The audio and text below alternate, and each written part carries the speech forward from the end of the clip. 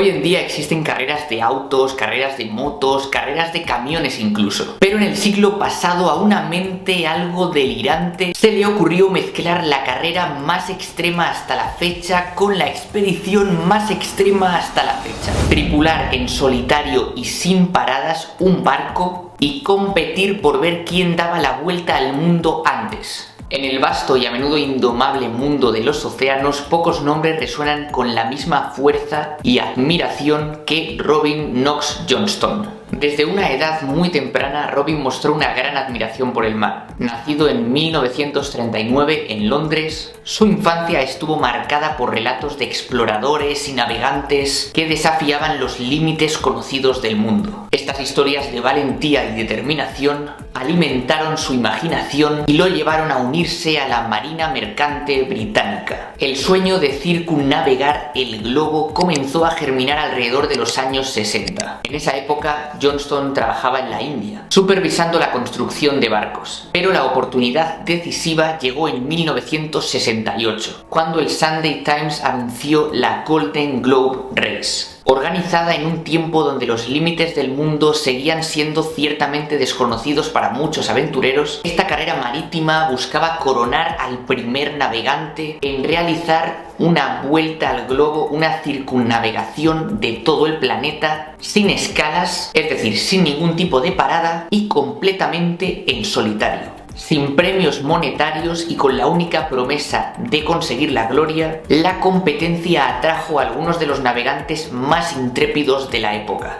El desafío era simple en concepto, pero tremendamente complejo en cuanto a ejecución. Los participantes debían zarpar desde Europa, cruzar los 3 grandes cabos del hemisferio sur, el Cabo de Buena Esperanza, el de Leeuwin y el de Hornos, y regresar al punto de partida sin tocar tierra ni recibir ningún tipo de asistencia. Una hazaña nunca antes lograda. Entre los competidores destacaban navegantes muy experimentados y aventureros que buscaban la fama, cada uno con diferentes motivaciones y niveles de preparación. Uno de ellos era Bernard Moitessier, un navegante francés de espíritu filosófico, ampliamente considerado como el favorito por su amplia experiencia en travesías oceánicas. Por otro lado estaba, por ejemplo, Donald Crawhurst, un empresario británico con un gran barco que, aunque no había sido del todo probado para este tipo de competencias, era tremendamente avanzado y equipado. Y en este heterogéneo grupo también figuraba Robin Knox Johnston, que hay que decir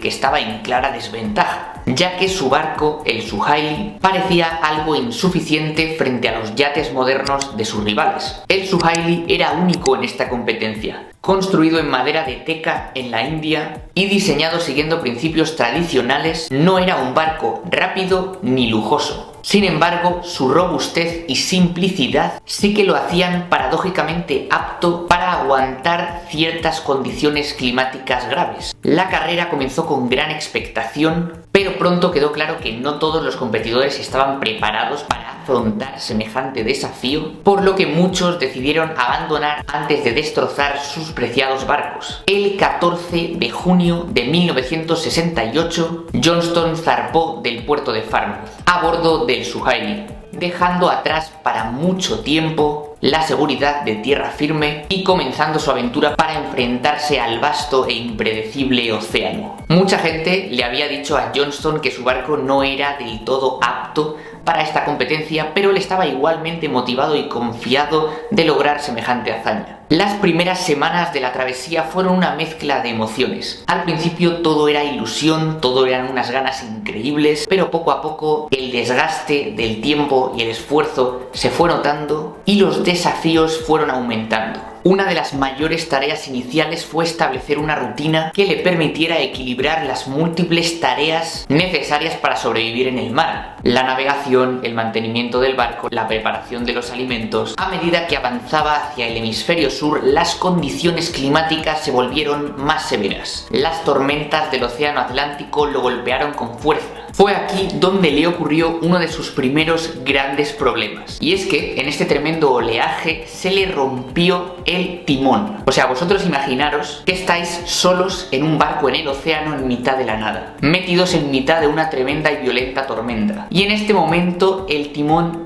deja de funcionar, por lo que no te permite virar el barco y lo único que puedes hacer es ir hacia adelante con lo que sea que haya delante. En este momento Johnston tuvo que apañárselas como pudo, utilizando cuerdas y poleas que tenía a mano para conseguir controlar el rumbo del barco. Cuando ya pasó un tiempo y la tormenta amainó, pudo arreglar un poco mejor el timón, pero todo con soluciones temporales, ya que recordad que no podía hacer ningún tipo de parada. Johnston consiguió llegar sano y salvo al Cabo de Buena Esperanza. Después de este se dirigía al Océano Índico, donde de nuevo se tuvo que enfrentar a una gran tormenta que le pondría todavía más a prueba que la anterior. En este caso el problema fue más bien el oleaje debido a estos fuertes vientos y tormentas. Y es que en una ocasión el barco fue golpeado por una gigantesca ola que arrancó parte de las velas y dañó varios de los aparejos. Este rápidamente tuvo que dejar todo lo que estaba haciendo, ya sea comer, ya sea descansar, menos mal que le pillaba despierto, para asegurar el sistema que le quedaba, y justo había echado al barco algunas velas de repuesto, por lo que más o menos pudo arreglarlo, todo esto en mitad de la tormenta. Otro de sus mayores retos era enfrentar la eterna soledad inmensa que tenía alrededor. Prácticamente se trataba de un viaje de un año en el que estabas completamente solo, en el que ni siquiera podías visualizar a otro ser humano. Durante su viaje Johnston escribía un diario, en el que una de sus reflexiones más famosas fue: en este vasto vacío soy diminuto, pero también infinito. El océano no es el enemigo, sino un maestro. Johnston de alguna manera conseguía no volverse loco e incluso sacar momentos de inspiración. Después del Océano Índico pasó por el Cabo de Lewin y llegó al temible Océano Austral, también conocido como el Océano al sur del Pacífico o el Océano Antártico, donde se encontró ráfagas de viento que superaban los 100 km por hora y las olas golpeaban al Suhaili con una fuerza capaz de partirlo literalmente por la mitad. De hecho, hubo un momento, uno de los más críticos, en los que casi toda la totalidad del barco quedó sumergida bajo el agua, pero de alguna manera la robusta estructura de madera y la experiencia del navegante conseguían mantenerlo a flote. Algo que no os he contado es que Johnston no solo se enfrentó a problemas del mar, a problemas físicos externos, sino que de hecho en mitad del viaje también tuvo que enfrentarse a una enfermedad, concretamente la ictericia, que puede causar problemas hepáticos, obstrucción biliar, descomposición excesiva de glóbulos rojos, que suele causar una coloración amarillenta en la piel y en los ojos, fatiga extrema, dolor abdominal, debilidad, náuseas y picación por todo el cuerpo.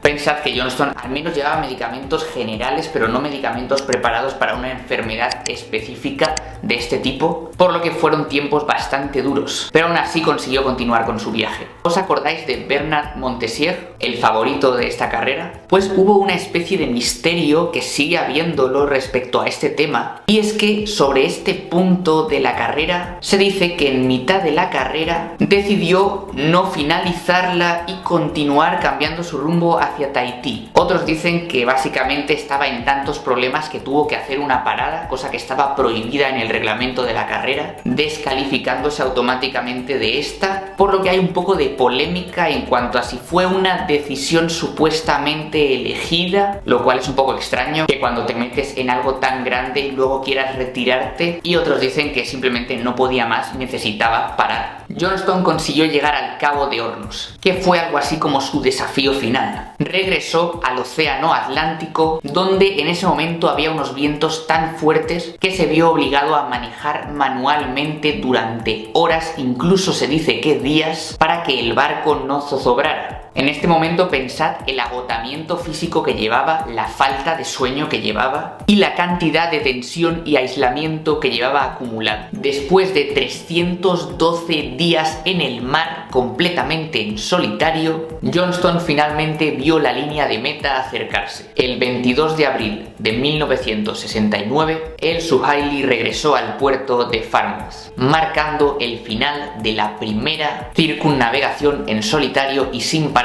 de toda la historia. De hecho, Johnston fue el único que consiguió terminarlo. Todos los demás o abandonaron o fallecieron. Su llegada fue recibida con entusiasmo por multitud de familiares, amigos y periodistas. Fue galardonado con el trofeo de la Sunday Times Golden Globe Race, se le otorgó la medalla de oro de Reino Unido por logros náuticos y recibió un premio económico de 5.000 libras esterlinas, ya que aunque al principio no se había planteado dar un premio, al ser el único en finalizarlo y al darse cuenta la gente de tremenda hazaña, fue otorgado este premio simbólico que precisamente Johnston decidió donar a la familia de Donald Crowhurst, uno de los participantes que no se encontró su cuerpo. Esta hazaña de Robin Knox Johnston sin duda fue una inspiración para muchísimos, ya que representó que no era tan importante el tener un barco bueno, si bien había que tener un barco resistente, sino que había que sumar a esto una actitud y una perseverancia increíble. Y de hecho, esta hazaña no se volvió a conseguir hasta muchísimos años más tarde. Y hasta aquí el vídeo de hoy. Recuerda que si te gustaría explorar lugares increíbles completamente gratis, te dejamos cómo hacerlo en la descripción de este vídeo. Hasta la próxima.